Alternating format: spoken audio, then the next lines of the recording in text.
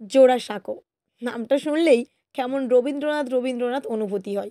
সত্যি বলতে কি মানুষটা আমাদের বাংলা সাহিত্য তথা বাংলাকে বিশ্বের দরবারে পৌঁছে দিয়েছিলেন। তো আজকের এই জার্নিতে আমি বলবো জোড়াসাঁকো ঠাকুরবাড়ি সম্পর্কে অনেক তথ্য, কিভাবে যাব, কবে খোলা থাকবে, টিকিট মূল্য কত ইত্যাদি। যদিও জোড়াসাঁকো ঠাকুরবাড়ি যাওয়ার সবথেকে সুবিধার রাস্তাটা হচ্ছে গিরিশ পার্ক মেট্রো থেকে।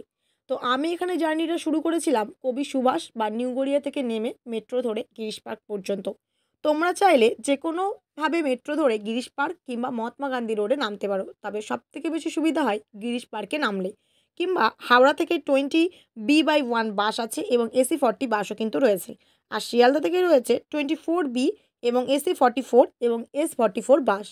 তো আমি রীতিমতো কবি সুভাষ থেকে গিরিশ পার্কের উদ্দেশ্যে রওনা দিয়ে মেট্রোর টিকিট কেটে মেট্রোর উদ্দেশ্যে দাঁড়িয়ে রয়েছি। যথারীতি ট্রেনও এসছে, আমি এবার ট্রেনে চেপে যাব গিরিশ পার্কে। এই গিরিশ পার্ক থেকে কিন্তু জোড়াসাঁকো ঠাকুরবাড়ি হেঁটে কিছুক্ষণ লাগবে। আর আমাদের মেট্রোতে প্রায় আধা ঘন্টা সময় লেগে গেছিলো। 1 নম্বর গেট থেকে বেরোলে সব থেকে সুবিধা হবে। এখান থেকে অটো কিংবা পায়ে হেঁটে জোড়াসাঁকো পৌঁছাতে লাগবে কয়েক মিনিট। আমরা রীতিমতো গেট নম্বর 1 দিয়ে বেরিয়েছি। এখন আমি গিরিশ পার্কের 1 নম্বর এখানে রয়েছি গেটের কাছে। এখান থেকে অটো যেতে পারে, তোমরা ট্রাভেলের জন্য দুটো করতে পারো, একটা হেঁটে যেতে পারো, আদারওয়াইজ এখান থেকে অটো করে যেতে পারো। এখান থেকে অটো করে গেলে লাগবে 5 থেকে 7 মিনিট, আর যদি তোমরা এখান থেকে হেঁটে যাও 10 থেকে 15 মিনিট লাগবে। এখন শীতকাল, অনেকটা রোদ আছে, প্রকৃতির সাথে একটু তাল মিলিয়ে আমি হাঁটাটাই বেশি প্রেফার করবো। তো চলো হাঁটতে হাঁটতে আজকে যাই। এই শীতের রোদে হাঁটতে হাঁটতে উত্তর কলকাতার অনেক পুরনো বাড়ি কিন্তু চোখে পড়বে। তারপর কিন্তু পৌঁছে যাওয়া যাবে ঠিক একদম জোড়াসাঁকো ঠাকুরবাড়ির মেন গেটে। আমরা রাস্তার এই দিকটাতে ছিলাম, রাস্তাটা টপকে আমাদেরকে যেতে হবে ওই দিকে। ব্যাস, এখানে যাওয়ার পূর্বে রাস্তা দিয়ে প্রবেশ করে যখন দেখলাম যে উত্তর কলকাতার পুরনো বাড়ি কিন্তু পুরো রাস্তার দুই দিকে ছেয়েই রয়েছে, যা আমাদের কলকাতার ঐতিহ্যকে কিন্তু প্রমাণ করে। আজ থেকে প্রায় কয়েকশো বছর আগে রবীন্দ্রনাথ ঠাকুরের ঠাকুরদাদা অর্থাৎ মহর্ষি দেবেন্দ্রনাথ ঠাকুরের দাদু, তিনি কিন্তু নীলমণি ঠাকুর যার নাম, তিনি কলকাতায় ব্যবসা করতে এসেছিলেন। আর এখানে একজন ব্যক্তির কাছ থেকে এই জমিটা তিনি পেয়েছিলেন এবং পরে তিনি এখানে বাড়ি বানিয়েছিলেন। তো আমরা জোড়াসাঁকো ঠাকুরবাড়ি যাওয়ার একদম গেটের আগে এখানে সুন্দর একটা কচুরি দোকান ছিল, বেশ ভালো। তো সকালে ব্রেকফাস্টটা কিন্তু এখান থেকে করে নিয়েছি। তারপরে কিন্তু রোডটা টপকে চলে গেছে জোড়াসাঁকো ঠাকুরবাড়ির মধ্যে। যাওয়ার আগে কিন্তু সবার আগে আমাদের টিকিট কাটতে হবে। আর টিকিট না কেটে কোনোরূপ কিন্তু ছবি তুলতে দেবে না। টিকিট মূল্য আগে 20 টাকা ছিল, এখন কিন্তু টিকিট মূল্য হয়েছে 50 টাকা করে। আর যদি কেউ ছাত্রছাত্রী হও তাহলে কিন্তু অবশ্যই কলেজ বা স্কুলের আই কার্ডটা সাথে রেখো, তাহলে টাকাটা একটু কম নিতে পারে। তো প্রথমে এখানে গিয়ে টিকিটটা কেটে নিয়েছিলাম। টিকিট মূল্য নেয় 50 টাকা। আর অবশ্যই কিন্তু সোমবার করে বন্ধ থাকে। আর বাকি সময়গুলো কিন্তু 10:30 থেকে 4:30 পর্যন্ত খোলা রয়েছে। আর সন্ধ্যাবেলা করে কিন্তু এখানে বিভিন্ন ধরনের মিউজিকের আর কি অনুষ্ঠান হয়, সেগুলো কিন্তু টিকিট কেটে দেখতে পারো এই শোগুলো। তো এখান থেকে টিকিট কেটে গিয়ে প্রথমেই ভিতরে আমাদের যেতে হয়েছিল। সেখানে আমাদের 50 টাকা করে নিয়েছিল, যেখানে 50 টাকা নেওয়ার জন্য আমাদেরকে অনুমতি দেওয়া হবে ছবি বা ভিডিও করার জন্য। আর অবশ্যই কিন্তু ওরা ফোনের পিছনে একটা স্টিকার লাগিয়ে দেবে, যেটা প্রমাণ করবে যে আমরা 50 টাকা দিয়েই তবেই কিন্তু ভিডিওটা করছি। জোড়াসাঁকো ঠাকুরবাড়ির এই লালবাড়ি দেখলে কত কিছু মনে পড়ে যায়। আমাদের সাহিত্যে সেই ছোট গল্প, কবিতা, উপন্যাস কত কিছু জড়িয়ে রয়েছে, রবীন্দ্রনাথ সব কিছু। এখন আমরা একদম জোড়াসাঁকো ঠাকুর পরিবারের প্রাঙ্গণে দাঁড়িয়ে আছি।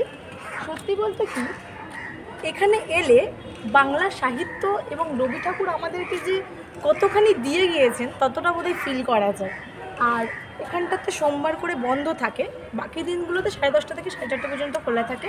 আর টিকিটের পরিমাণ আগে 20 টাকা ছিল, কিন্তু এখন 50 টাকা হয়ে গেছে। ছবি তুলতে গেলে কিন্তু অবশ্যই 50 টাকা জমা রেখে তারপরে কিন্তু ছবিটা তোলা যাবে।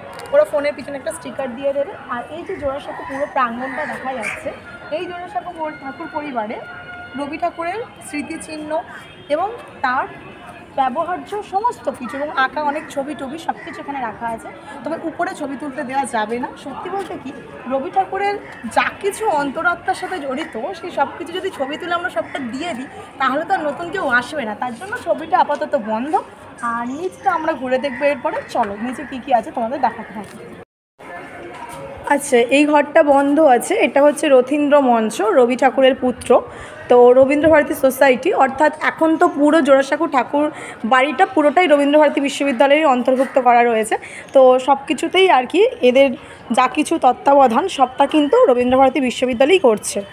রবি ঠাকুর কিন্তু বিশ্বের বিভিন্ন দেশ ভ্রমণ করেছিলেন। তো সেই জাপান বলুন কিংবা রাশিয়া, সেখানকার বিভিন্ন ছবি, সেখানকার মানুষজনেদের সাথে কাটানো তার মুহূর্ত, সেগুলো রবি ঠাকুরের ব্যবহার্য বিভিন্ন জিনিসপত্র সব কিছু কিন্তু এখানে রাখা হয়েছে।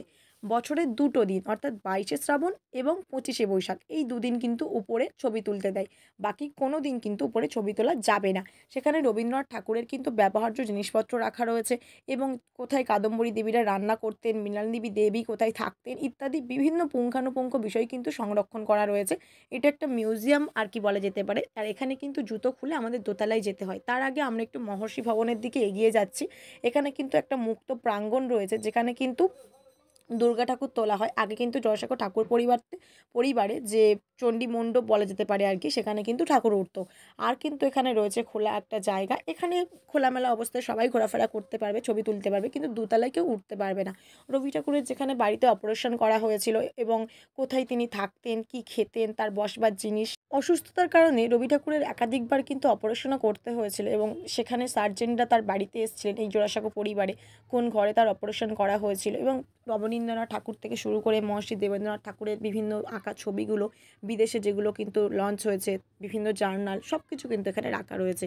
আর সত্যি বলতে কি, এগুলো ঘুরে দেখতে দেখতে কোথাও যেন সেই আমাদের আধুনিক কালের রবি ঠাকুরের সাথে আমরা মিশে যাই, যে রবি ঠাকুর আজকে আমাদের বাংলার সাহিত্যকে বিশ্বের দরবারে নিয়ে গেছেন। আমার মনে হয় প্রতিটা বাঙালির একবার কেন একাধিকবার এই জোড়াসাঁকোতে আসা প্রয়োজন। তো এখানে জুতো খুলে দোতলায় আমাদের উঠতে হয়েছিল, ফোন জমা রাখতে হয়েছিল, তারপরে আমরা কিন্তু দোতলায় সব কিছু দেখে আবার বাড়ি চলে আসি। তাই এখানেই ভিডিওটা শেষ করছি। আর ভিডিওটা কেমন লাগলো কমেন্ট বক্সে কিন্তু জানিয়ে যেতে একদম ভুলো না। ভালো থেকো।